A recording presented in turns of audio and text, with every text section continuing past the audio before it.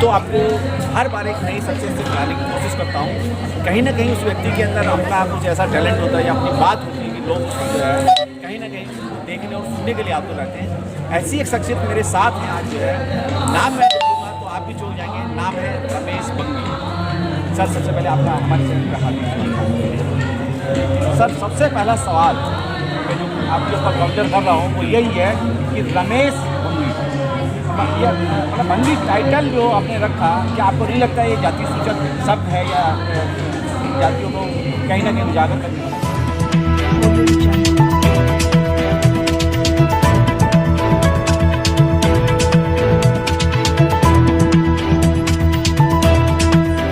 पर जो भी वक्ता ने कहा वो उसकी अपनी राय है, जिसकी पुष्टि नेशन न्यूज़ इंडिया नहीं करता। धन्यवाद। हमारी जो अंग्रेजी में आइडेंटिटी जिसे बोलते हैं, हिंदी पहचान बोलते हैं, वो जातियों से ही होती है। गांव में भी जाति के नाम से पुकारा जाता है। तो वही जो हमारे सबकॉन्शियस में जो पड़ा हुआ है जाति, उसी से हमारी पहचान आज भी उसी से होती है। जब तक हमारी जाति की पहचान न जान ली जाए तब तक व्यक्ति को, सामने वाले को चैन ही नहीं पड़ता। नाम बता देंगे, उसके बाद कहेंगे सरनेम क्या है, उसके बाद फिर अल्टीमेट अंतिम प्रश्न जो है वो जाति का ही रहता है। तो इसलिए मैंने जाति को ही अपने नाम के साथ जोड़ दिया।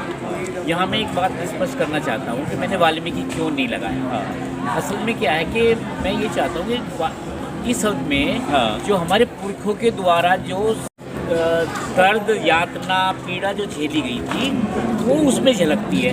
वाल्मीकि में वो उसको डाइल्यूट हो जाती है। तो मैं उस पीड़ा को, उस वेदना को डाइल्यूट नहीं करना चाहता और इस पीड़ा को बनाए रखने के लिए चाहता हूँ कि मैं अपने बुजुर्ग, अपने जो पूर्वज थे उनको, उनके जो कष्ट है या उनकी जो विशेषताएँ हैं, उनकी जो बहादुरी है, उसको बनाए रखना चाहता हूँ। एक बात और भी कहना चाहता हूँ आपके सवाल से पहले कि मैंने ये नाम इसलिए लगाया है कि जो वाल्मीकि शब्द जो है ना, ये लगा है 1931 की जनगणना में। वो पंजाब के चोरों ने वाल्मीकि नाम अपने पंथ लिखवाया था। G.H. हिडन ने जो उसके जनगणना के जो थे, उनकी किताब में मैंने पढ़ा है। और जो भी मैं बोल रहा हूँ वो साक्ष्य, हर बात साक्ष्य आधारित है। तो मैं ये चाहता हूँ कि अगर हमारे बच्चे फ्यूचर में जाके वो कभी अध्ययन करने लगे, मतलब रिसर्च करेंगे कि भाई हमारे पूर्वजों का क्या इतिहास रहा है, तो फिर वो क्या है कि उनकी जो रिसर्च है वो वाल्मीकि के नाम से 1931 में जाके रुक जाएगी। लेकिन हमारा जो इतिहास है वो तो हज़ारों साल पुराना है, सैकड़ों साल पुराना है। तो वाल्मीकि से वो जो है वहाँ रुक जाएगा। तो इसलिए फ्यूचर की स्टडीज़ को ध्यान में रखते हुए मैंने इसको अपनाया है कि यही नाम अपनाएं तो ज़्यादा बेहतर होगा, ताकि हमारा इतिहास नष्ट ना हो। ये भावना है इसके पीछे। अमित जी, आप साहित्य सृजनशील हैं, राइटर, एक लेखक के रूप में जो है एक मार्गदर्शक मानदाता की कैसे, जब बड़े बड़े मंचों पे जाके नाम अनाउंस होता होगा, रमेश बंगी जी आपके बीच आ रहे हैं और आप लोग जो है अपने कविता या अपने जीवन के माध्यम से आपको मार्गदर्शन करेंगे, तो उस समय क्या, हाउ यू फील, कैसा महसूस करते? देखिए, उस समय मुझे अच्छा फील होता है क्योंकि मैं अपनी सोसाइटी का प्रतिनिधित्व कर रहा हूँ। उस समय उनके दुख दर्द को जो है मैं बयान करने वाला हूँ या उनको मैं फील करता हूँ, तो मुझे अच्छा लगता है। असल में ये जो लोग कहते हैं कि ये शब्द अच्छा नहीं है या इस शब्द में जो है एक घृणा का भाव पैदा होता है, लेकिन भाई घृणा का भाव तो सामने वाले के दिल में होता है ना, मेरे दिल में थोड़ा ही हो रहा है। तो हम करें क्या, ये बताइए। अगर सामने वाले के दिल में घृणा पैदा हो रही है तो उसे मैं कैसे दूर करूँ? मैं तो जिम्मेदार नहीं हूँ ना इसका। तो मैं अपना नाम बदल के या अपने अच्छे कपड़े पहन के, पैसा खर्च करके, अपने आप के ताम झाम में सौंदर्य, मैं अपना सौंदर्यकरण करके दूसरे दिल में मोहब्बत पैदा कैसे कर सकता हूँ? भाई कोई मुझे वो मोहब्बत करे ना करे, ये कैसे हो सकता है? ये तो उसका दिल जाने। अगर उसे मोहब्बत करनी, जैसे कि मैं एक एग्जाम्पल देता हूँ, भाई मैं तो काला कौवा हूँ, अगर तुम्हें मोहब्बत करनी तो इसी से करो ना। मैं तुम्हारे लिए अपने पंखों को वाइट क्यों करूँ? मेरे पास इतना ऊर्जा नहीं है, मेरे पास इतना धन नहीं है कि मैं अपने पंखों को वाइट कर लूँ और just to get your attention only. तो मैं आपका अटेंशन लेने के लिए मात्र अपने सारी ऊर्जाओं को इस मैं क्यों खर्च करूँ? तो इससे ये है कि मैंने अपनी सारी ऊर्जा को बचा के अपने डेवलपमेंट में लगा रहा हूँ मैं। मुझे 24 घंटे का जो खतरा रहता है कि मेरी जात का पता न चल जाए, बस में, यहाँ में, दफ्तर में, पास पड़ोस में, जब हम किसी घरों में जाते हैं, जिन लोगों ने अपने घरों में जिक्र नहीं किया हुआ, अपने बताया नहीं हुआ, तो कहते हैं यार धीमे से बात करना। मोस्टली घरों में आप भी देखेंगे जाके तो ये कहेंगे कि जब भी जाति का मुद्दा आता है या मीट खाने का, सुअर का मीट खाने का जिक्र आता है, भगताई गिरी का जो जिक्र आता है, हमारी परंपरागत जो चीज़ें हैं, तो वो कहते हैं थोड़ा धीमे से बात करें ताकि पड़ोस में आवाज़ सुना ले। तो ये जो चीज़ है, ये मेरा तो मामला, ये सारी चीज़ें की मेरी ऊर्जा बच गई। ये इतना ज़बरदस्त आतंकवाद है, जातिवाद, दुनिया का आतंकवाद का निकृष्टतम भयंकरतम रूप जातिवाद है। इसमें हम 24 घंटे आतंकित रहते हैं, चलते हुए जाति का पता न चल जाए, जाति का पता न चल जाए, बस हमारे को कोई टारगेट ही नहीं है। जाति का पता ना चल जाए, यही हमारे जीवन का उद्देश्य है। तो उससे बचने के लिए मैंने ये रखा है, मामला खत्म। अच्छा, जाति है जो जाति नहीं है, यस, वो कहीं ना कहीं अपना हक का पीछा करती रहती है। जी जी। तो उस पीछे को कैसे छुड़ाया जाएगा? जाति है जो जाति नहीं है। अब देखिए, तो कई लोग कहते हैं, जैसे मेरा नाम रमेश बंदी है, अब कई लोग कहते हैं आप तो जाति का जो है बखान कर रहे हो या जाति को उभार रहे हो, लेकिन मैं जाति को उभार नहीं रहा हूँ। मैंने उसे एक्सेप्ट कर लिया, बस एक्सेप्ट करने के बाद उसका उस पर चर्चा चिंता ही खत्म हो गई ना, तो मेरी तो सारी ऊर्जा बच गई। तो ये एक्सेप्ट करना चाहिए। इस कहानी को थोड़ा सा और जी मोड़ देते हैं जी कि देखा जाए तो जो भंगी शब्द है, यानी कि भंग करने वाला, आप एक साहित्य सर्जन से हैं तो आपको भी ज़्यादा जानकारी होगी। अगर पुराने शास्त्रों को और उनको पढ़ा जाए तो कहीं ना कहीं भंगी जो है ये सम्मानित शब्द किया गया मनुविधान है। जो लोग बुद्धिस्ट थे, जिन्होंने बुद्ध धर्म को नहीं छोड़ा गया, और त्रैदत्त मौर्य ने उस समय पे जो है सॉरी भंग ऋषि, उन्होंने धर्म विधान में लिखा है लोगों का जो है स्वाभिमान मांगनी है, तो उनको स्वाभिमान मांगने के लिए ये काम किया गया। तो इसी से भी जानकारी है आपको? देखिए, इस विषय में मुझे जानकारी नहीं है, मतलब ये किस तरह से, अब लोग तो कहते हैं धोखा गया है, कई लोग कहते हैं मुगल से धोख दिया, ये कर दिया, लेकिन मुझे नहीं लगता कि इस तरह का है। लेकिन लिखा हुआ है मनुस्मृति में कि क्या कि ये इस तरह का काम जो है, गंदे काम जो है शूद्रों से कराए जाए, ठीक है ना। तो ये तो है कि हमारे जो स्वाभिमान को तोड़ने के लिए ऐसा किया। बाकी मुझे ज़्यादा जानकारी इस मामले में नहीं। चलिए आगे की बात करते हैं। रमेश जी, देखा जाए तो कहीं ना कहीं जो मैतर जाति है, मैं सम्मानित सबसे सम्मानित करता हूँ, मैतर जाति जो है वो कहीं ना कहीं अपने स्वाभिमान को जिंदा करने के लिए आज जो है अम्बेडकरवाद की तरफ जा रही है। इस बात से आप कितना इत्तेफाक हैं? देखिए, अम्बेडकरवाद जो है ना, वो एक इंसानियतवाद है असल में देखा जाए। जी जी। इसमें जो हमारे पंचशील की बात होती है, हमारी प्रस्तावना, संविधान की प्रस्तावना में जो लिखा है वही अम्बेडकरवाद है। अम्बेडकरवाद कोई विशेष बात नहीं है, संविधानवाद है। संविधान में जो लिखा है वही है। तो ये तो बहुत अच्छी बात है, उसी की तरफ जाना चाहिए। वो जो है वाल्मीकि समाज की बात जो बात कर रहे हैं, अगर वो अम्बेडकरवाद की तरफ आना तो बहुत बढ़िया है। लेकिन मैं उधर ना जाके अम्बेडकरवाद की तरफ आया। शुरुआत में मैंने कागज पीने के दौरान एक बात बताना चाहूँगा कि मैंने जो है इतना विरोध किया कि मैंने बचपन में ठान लिया था कि मैं ये काम नहीं करूँगा। अच्छा, मैतर का काम नहीं करूँगा, ये सफाई का काम नहीं करूँगा। इसलिए मैंने 4 साल तक दिल्ली में कालकाजी में कागज पीटने का काम किया। मैंने उस काम को किया ही नहीं है। तो इसलिए जो है ना, अभी मैं सोचता हूँ कि भाई पुराने ज़माने में थोपा होगा, आज तो कोई थोप नहीं। मेरे ऊपर तो किसी ने नहीं थोपा, मुझे किसी ने फोर्स नहीं किया। हालांकि एक बार मैं कंडक्टर का रजिस्ट्रेशन कराने गया था तो उसने ज़रूर कहा था कि आप सफाई कंडक्टर बनिए, क्या करोगे, सफाई का काम कर लो। लेकिन मैंने नहीं माना, क्योंकि आज आपको कौन फोर्स कर सकता है? आप पढ़ाई कीजिए, आप पढ़ लो ना, आपको कौन मना कर रहा है? तो सफाई काम करने की जरूरत ही नहीं है आपको। अच्छा, अभी एक और वाल्मीकि समाज के जो राइटर हैं, आप खुद राइटर हैं, और प्रकाश वाल्मीकि, अपने उनके विषय में चर्चा की जाए, उनकी पुस्तक किताब की चर्चा की जाए, तो क्या कहेंगे कि उस व्यक्ति ने कहीं ना कहीं इस मैतर कौम को जगाने का काम किया है इस देश के अंदर? जो मैतर समाज, वाल्मीकि समाज, युवा समाज, कहीं ना कहीं ओम प्रकाश वाल्मीकि की राइटिंग से आज बहुत सारे वाल्मीकि समाज के लोग बिल्कुल। वो 93-94 के आसपास उनकी जो किताब वितरण आई थी, मैंने भी तभी पढ़ी थी। मैं गृह मंत्रालय में ट्रांसफर इस जमाने में बना था और मैंने तभी वो किताब पढ़ी थी। तो वो किताब पढ़ के जो है ना हमारे दुख दर्द से पता चलता है कि कितने में रहते हैं।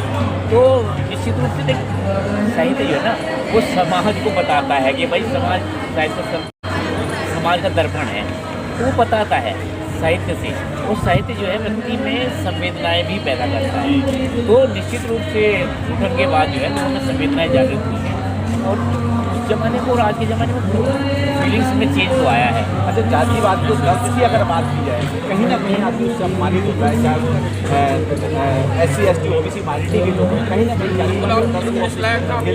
कोई ऐसा वाक्य हो, ऐसी घटना हो जो रमेश की आज तक नहीं भूल पा रही। देखिए जीवन में वो तो कदम कदम पे देखिए दफ्तरों वहाँ सामान्य स्थितियों से लेके और आगे तक में इतना ही पढ़ा है। जैसे मैं छठी क्लास को कई जगह भी उदाहरण दिया है भाई, जैसे छठी क्लास में 7वीं क्लास में हम पढ़ रहे थे तो उस ज़माने में भी उन्होंने क्या किया, मेरे एक टीचर ने कहा कि यार घर पे जो है ना काम है साफ करने का तो मेरे को सफाई करने के लिए ले गया। क्लास में 40-50 बच्चे तो मेरे को क्यों लेके गया। तो ये तो फीलिंग आती है, नई जगह फीलिंग आती है। और लास्ट में जो फीलिंग आई, जो ऑफिसर फीलिंग आई, वो प्रमोशन में रिटायर होने के बाद रिटायर हो गए लेकिन नहीं मिला। तो ये छुपा हुआ जो छत जो है सूक्ष्म लेवल का जो जातिवाद है वो बहुत पहना हो गया है और वो आपको नहीं का छोड़ नहीं रहा। आज के परिवेश की बात करें, हम 21वीं सदी में जीवन व्यतीत कर रहे हैं और कहीं ना कहीं 21वीं सदी जो है डॉक्टर अम्बेडकर ने लिखा था कि शोषित पीड़ित वंचित समाज की।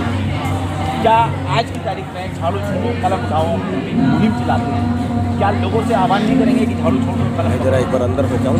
नहीं मेरा प्रोग्राम है अंदर ना, झाड़ू छोड़ो जब तक चल रहा है, मतलब मैं होके आता हूँ। झाड़ू क्या है, आप उसे ऐसा ना समझो ना कि परंपरागत रूप से मत समझो, उसे सिर्फ जीवन यापन का मामला समझो तो उसके बाद चेंज कर दो। भाई हमारे बुजुर्ग तो लगा रहे थे, हमने नहीं लगाई, हमारे पिताजी ने भी झाड़ू वाड़ू का काम किया, तो हमारी अगली पीढ़ियाँ नहीं करेंगी। जो वर्तमान में कर रहे हैं उनको छोड़ने की मैं समझता हूँ जरूरत नहीं, वो एक आय का साधन है। लेकिन हम ऐसा करेंगे फ्यूचर में उसे ना पकड़े। और जैसे मैंने नहीं पकड़ा और अपने बच्चों को नहीं पकड़ने की कोशिश। आज बहुत सारे राजनीतिक लोगों से जब हम मिलते हैं जो वाल्मीकि समाज से आज कहीं ना कहीं समाज में मार्गदर्शन कर रहे हैं, लीड कर रहे हैं, वो कहीं ना कहीं दलित समाज के व्यक्ति को अपना बड़ा भाई कहते हैं कि आपके लिए इसी हम अम्बेडकरवाद को जानता है, इसी वजह से हमारा मार्गदर्शन। इस बात से कितना इत्तेफाक? देखिए बिल्कुल मैं इस बात से 100% सहमत हूँ कि हमारे जो वाल्मीकि समाज में जो है अम्बेडकरवाद अपने चमार भाइयों की वजह से ही हमें उनसे मिला है। और मैं ये अच्छी तरह से याद है कि 80 के दशक में मैं बस कंडक्टर था, तो मेरे जो एक जाटव थे योगराज नाम था, वो ऑफिसर थे और मैं कंडक्टर था। तो वही मुझे पहली बार जो है अपने पार्लियामेंट स्ट्रीट पे 14 अप्रैल को लेके आए थे। तो मैं तो समझता हूँ कि उनकी वजह से मुझे मिला।